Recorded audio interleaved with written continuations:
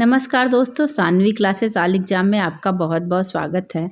मैं विभा। आज हम एम लक्ष्मीकांत की पुस्तक भारत की राज्य व्यवस्था का अध्याय 8 मूल अधिकार का भाग 2 यानी समानता का अधिकार के बारे में विस्तार से अध्ययन करेंगे।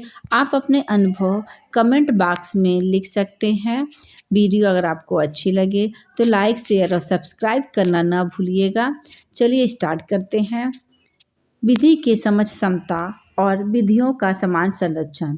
अनुच्छेद 14 में कहा गया है कि राज्य भारत के राज्य क्षेत्र में किसी व्यक्ति को विधि के समझ समता से या विधियों के समान संरक्षण से वंचित नहीं करेगा।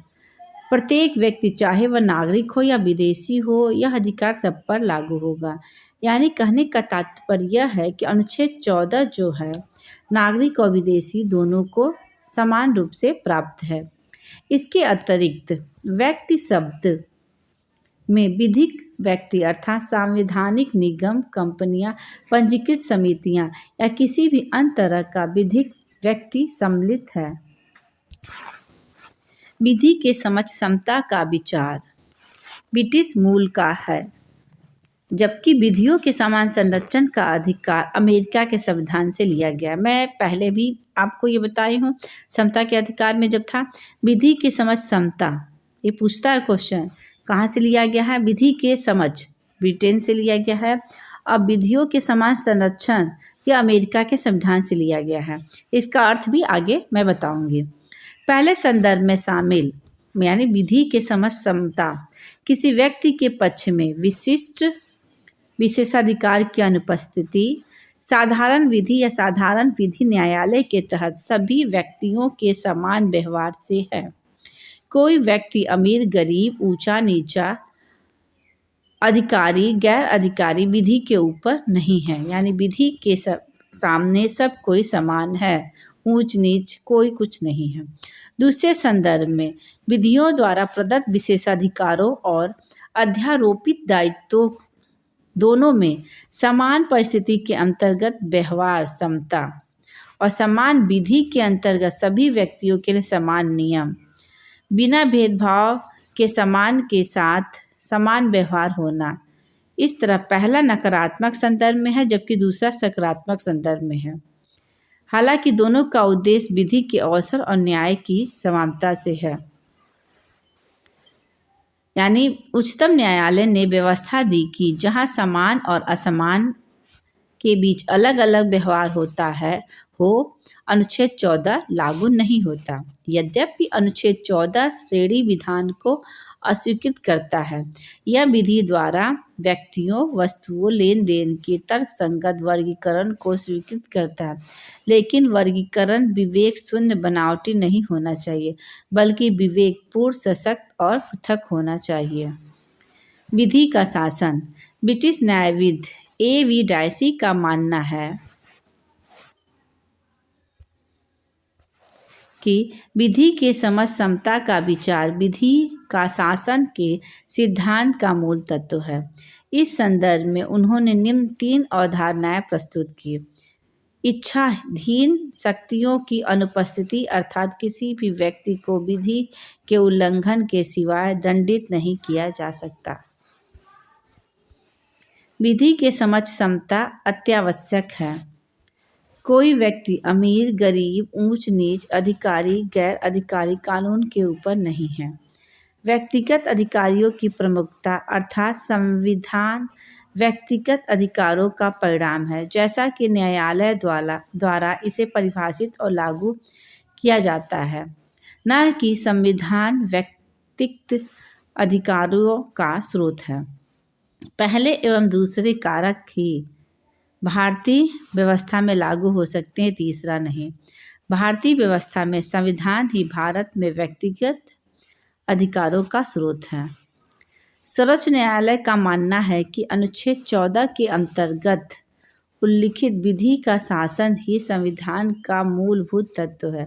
इसलिए इसी तरह किसी भी तरह यहाँ तक कि संशोधन के द्वारा भी समाप्त नहीं किया जा सकता। अब समता में अपवाद भी है।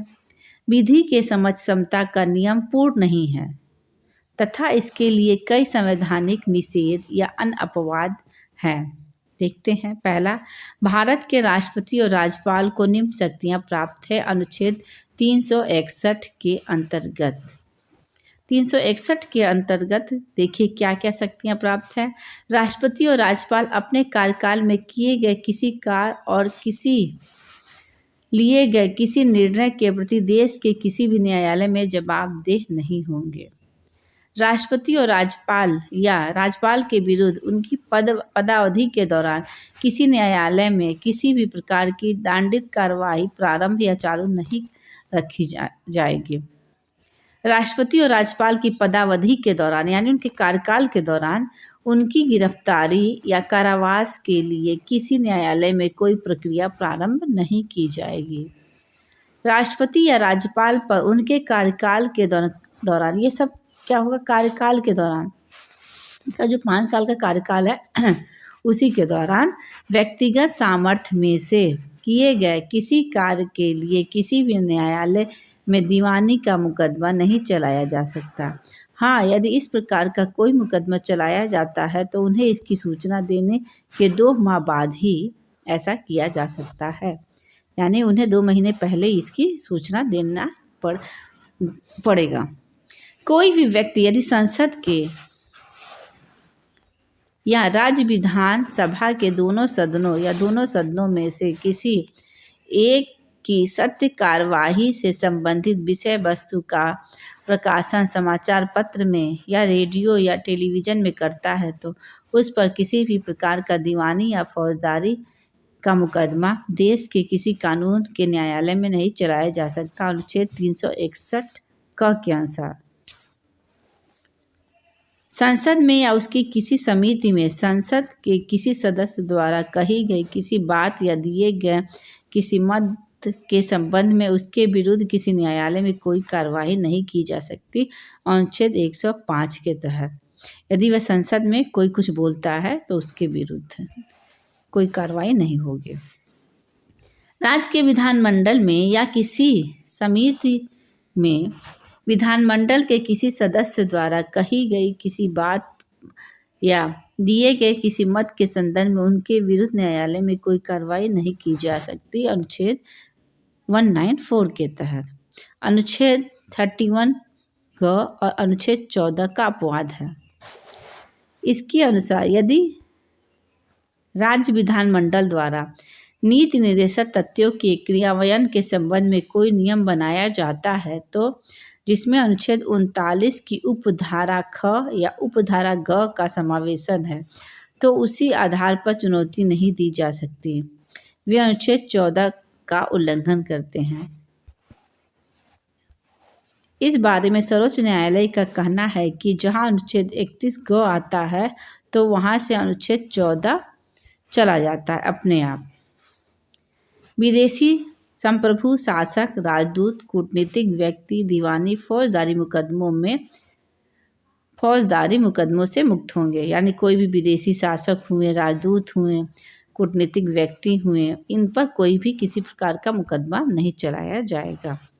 संयुक्त राष्ट्र संघ या एवं इसकी एजेंसियों को भी कूटनीतिक मुक्ति प्राप्त है।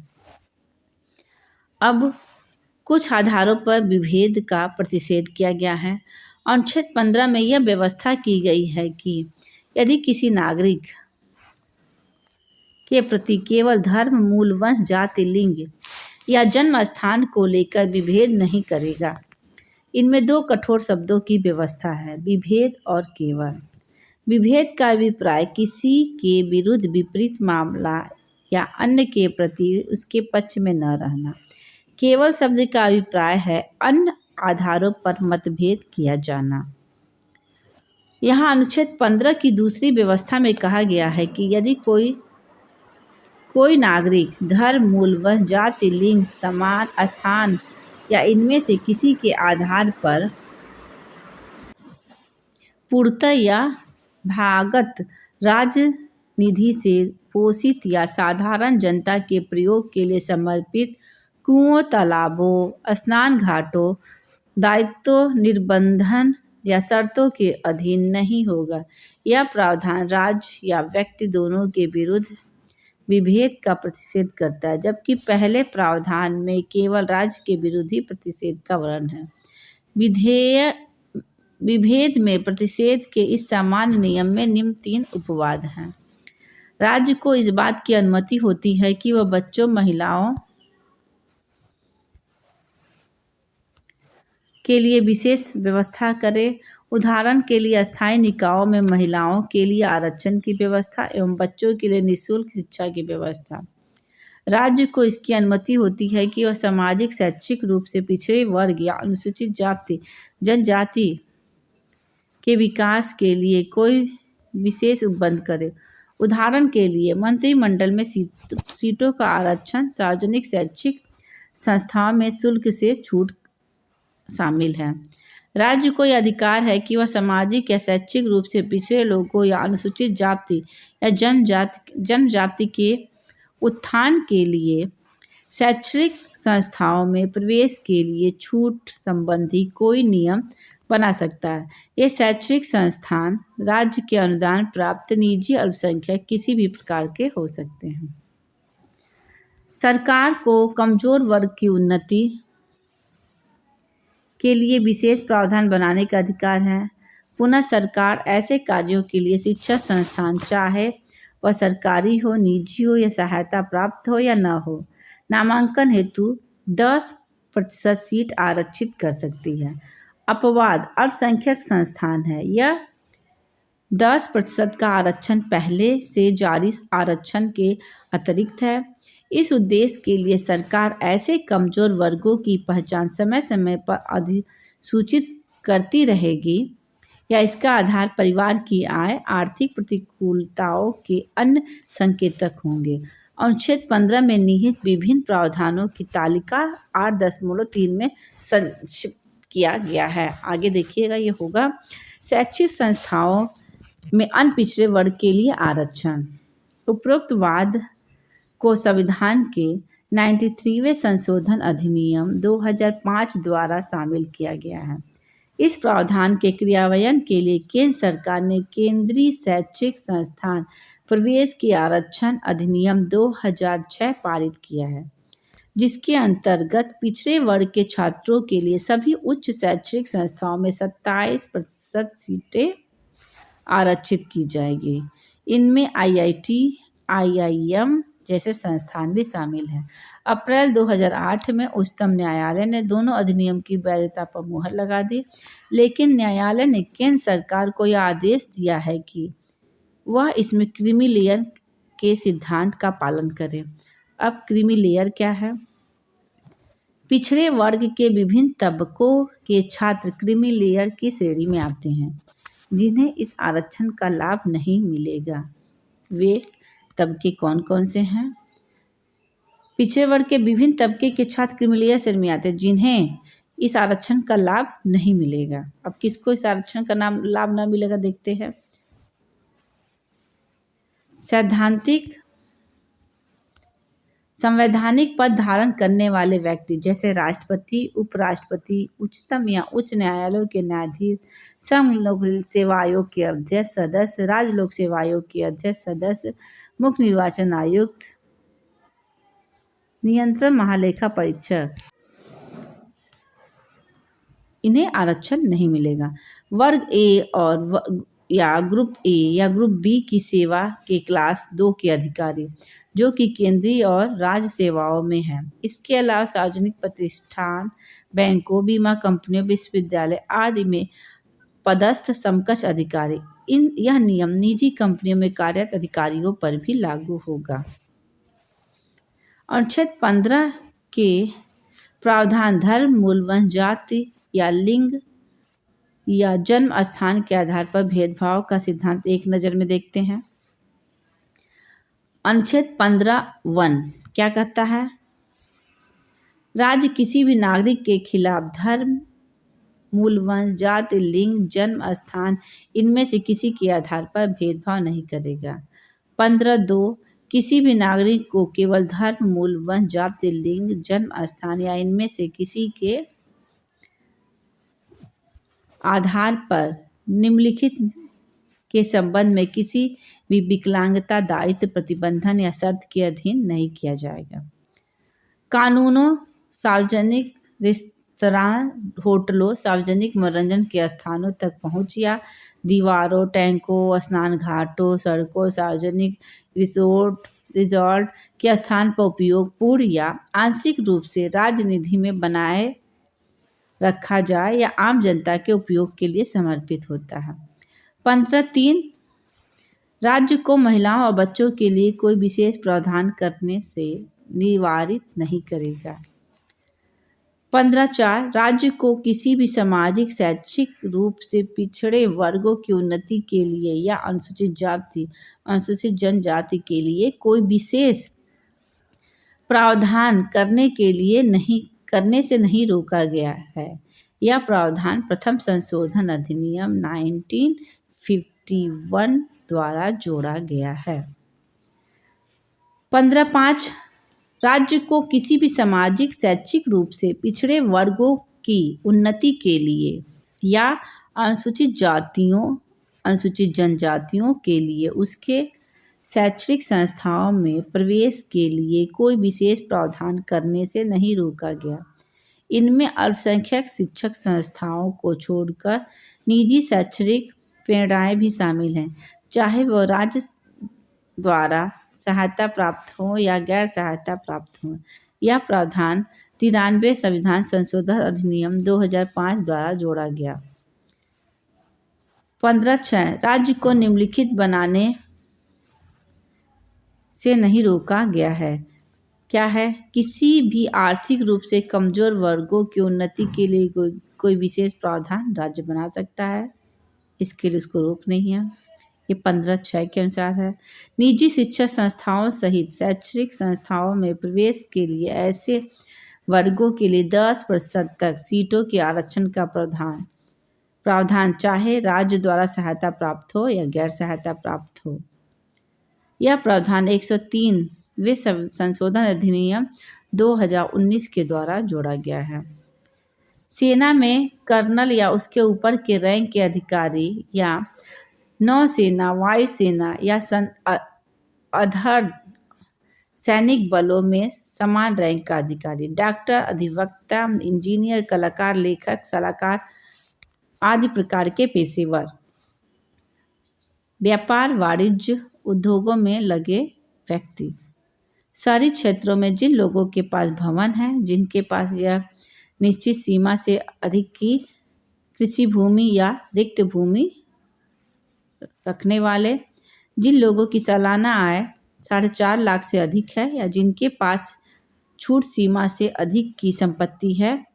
1993 में जबकि मलाईदार परत हदबंदी लागू की गई, यह 1 लाख थी और 2004 में इसे बढ़ाकर 2.5 लाख, 2008 में इसे बढ़ाकर 4.5 लाख और 2013 में 6 लाख किया गया। आर्थिक रूप से कमजोर वर्गों के लिए शैक्षिक संस्थाओं में आरक्षण reserve for EWS in education institute उपरोक्त विवाद डी को 103 के संशोधन अधिनियम 2019 द्वारा जोड़ा गया। यह प्रावधान को प्रभावशाली बनाने के लिए केंद्र सरकार ने 2019 में शिक्षा संस्थाओं में नामांकन के लिए आर्थिक रूप से कमजोर वर्गों को 10% आरक्षण संबंधी आदेश जारी किया। इस आरक्षण का लाभ आर्थिक रूप से कमजोर वर्गों के उन व्यक्तियों को मिलेगा जो अनुसूचित जाति, जनजाति, अन्य पिछड़े वर्गों के लिए पहले से जारी आरक्षण की व्यवस्था से आवृत नहीं हैं। इसके लिए निम्नलिखित अर्हता होनी चाहिए, यानी ये जनरल कैटेगरी के लिए भी है। इसमें क्या होनी चाहिए? जिन व्यक्तियों की पारिवारिक वार्षिक आय 6 लाख रुपए से कम है, वे आर्थिक रूप से कमजोर वर्ग के रूप में चिन्हित किए जाएंगे और आरक्षण का लाभ उठाएंगे। आय के अंतर्गत सभी स्रोतों से आय सम्मिलित की जाएगी। वेतन, खेती, व्यवसाय, व्यापार आदि आवेदन करने के वर्ष के पूर्ववर्ती वित्तीय वर्ष की आय को ही आधार बनाया जाएगा। ऐसे व्यक्तियों को आर्थिक रूप से कमजोर वर्गों से बाहर रखा जाएगा जिनके परिवार निम्नलिखित में से किसी एक प्रकार की संपत्ति के स्वामित्व हों। 5 एकड़ या उसके अधिक की कृषि भूमि, 1000 वर्ग फीट या उससे अधिक बड़ा आवासीय फ्लैट, अधिसूचित नगरपालिका के अंतर्गत 100 गज या अधिक बड़ा भूखंड, अधिसूचित क्षेत्र के बाहर 200 गज या अधिक बड़ा आवासीय भूखंड। यानी आपको EWS का अगर ये बनाना है जनरल कैटेगरी में तो ये सब आपको फॉलो करना पड़ेगा। ये सब आपको देखकर ही अपना EWS का सर्टिफिकेट बनाना पड़ेगा। लोक नियोजन के विषय में अवसर की समता। अब अनुच्छेद 16 में राज्य के अधीन किसी पद पर नियोजन या नियुक्ति से संबंधित विषयों में सभी नागरिकों के लिए अवसर की समता रहेगी। किसी भी नागरिक के साथ भेदभाव नहीं किया जा सकता। केवल धर्म, वंश, जाति, लिंग, जन्म का स्थान या निवास के स्थान के आधार पर राज्य के किसी भी रोजगार या कार्यालय के लिए अयोग्य नहीं ठहराया जाएगा। लोक नियोजन के विषय में अवसर की समता के साधारण नियम के 4 अपवाद हैं। संसद किसी विशेष रोजगार के लिए निवास की शर्त आरोपित कर सकती है, जैसा कि सार्वजनिक रोजगार अधिनियम 1957 कुछ वर्ष बाद 1974 में समाप्त हो गया। इस समय आंध्र प्रदेश और तेलंगाना के अतिरिक्त किसी अन्य राज्य में यह व्यवस्था नहीं है। राज्य नियुक्तियों के आरक्षण की व्यवस्था कर सकती है, किसी पद को पिछड़े वर्ग के पक्ष में बना सकती है जिनका कि राज्य के समान प्रतिनिधित्व नहीं है। इनके अलावा राज्य को उन अनुसूचित जातियों, जनजातियों के पक्ष में सेवाओं के परिणामी वरिष्ठता के साथ पदोन्नति में आरक्षण प्रदान करने का अधिकार है जिनका राज्य सेवाओं में पर्याप्त प्रतिनिधित्व नहीं है। इसके अलावा राज्य को 1 वर्ष की खाली आरक्षित श्रेणियों को किसी भी अनुवर्तित या भाषा या वर्षों में भरी जाने वाली रिक्तियों को एक अलग श्रेणी के रूप में विचार करने का अधिकार है। अब ये देखिए अनुच्छेद 16 जो है रोजगार के मामलों में अवसर की समता, ये क्या क्या है 16 का पूरा क्राइटेरिया हम देख लेते हैं। 16 आपका यहाँ है।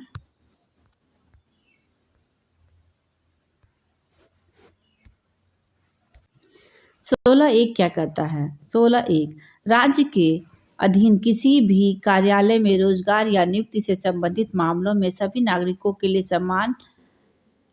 समानता होगी, अवसर की समता होगी। 16(2) राज्य के अधीन किसी भी रोजगार या व्यक्ति के लिए कोई भी नागरिक केवल धर्म, मूल, वंश, जाति, लिंग, जन्म स्थान, निवास या किसी के आधार पर अपात्र या भेदभाव नहीं किया जा सकता।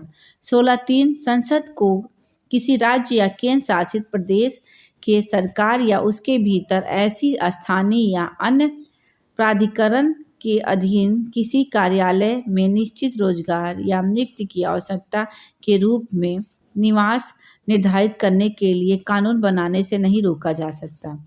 16(4) राज्य के किसी भी पिछड़े वर्ग के पक्ष में नियुक्तियों या पदों के आरक्षण के लिए कोई प्रावधान करने से नहीं रोका गया है जिसका राज्य के अधीन सेवाओं में पर्याप्त प्रतिनिधित्व नहीं है। 16(4)(a) राज्य को अनुसूचित जातियों, अनुसूचित जनजातियों जिनका राज्य के अधीन सेवाओं में पर्याप्त प्रतिनिधित्व नहीं है के पक्ष में राज्य के अधीन सेवाओं के परिणाम वरिष्ठता के साथ पदोन्नति के मामलों में आरक्षण के लिए कोई प्रावधान करने से नहीं रोका जा सकता। प्रावधान 77 अधिनियम 1995 द्वारा जोड़ा गया। बाद में 50वें संविधान संशोधन अधिनियम 2001 में वरिष्ठता को शामिल करके इस प्रावधान में संशोधन किया गया। 16(4)(b) राज्य को 1 वर्ष की अपूर्ण आरक्षित रिक्तियों को किसी भी उत्तरवर्ती वर्ष या वर्षों से भरी जाने वाली रिक्तियों की एक अलग श्रेणी के रूप में मानने से नहीं रोका गया। इसके अलावा रिक्तियों को ऐसी श्रेणी को उस वर्ष की रिक्तियों के साथ नहीं जोड़ा जाना चाहिए जिससे उस वर्ष की रिक्तियों की कुल संख्या 50% आरक्षण की सीमा निर्धारित करने के लिए उन्हें भरी जा सकती है। यह प्रावधान 81वें संविधान संशोधन अधिनियम 2000 द्वारा जोड़ा गया। 16(5) कहता है कि किसी भी कानून का संचालन प्रभावित नहीं होगा, भले ही यह प्रदान करता है कि किसी भी धार्मिक या सांप्रदायिक संस्था उसके शाही निकाय के किसी भी सदस्य को उस विशेष धर्म या संप्रदाय में संबंधित होना चाहिए उस संप्रदाय से। 16(6) कहता है राज्य को आर्थिक रूप से कमजोर किसी भी वर्ग के लिए नियुक्ति या पदों में 10% आरक्षण का कोई प्रावधान करने से कोई नहीं रोका गया है। यह प्रावधान 103वें संविधान संशोधन अधिनियम 2019 के द्वारा जोड़ा गया है। इसके अतिरिक्त आर्थिक रूप से कमजोर वर्गों के लिए 10% आरक्षण जो मैंने पहले ही बताया है। अब मंडल आयोग और उसके परिणाम हैं, क्या इसी से संबंधित बहुत मंडल आयोग भी हुआ, ये आप देख लीजिए।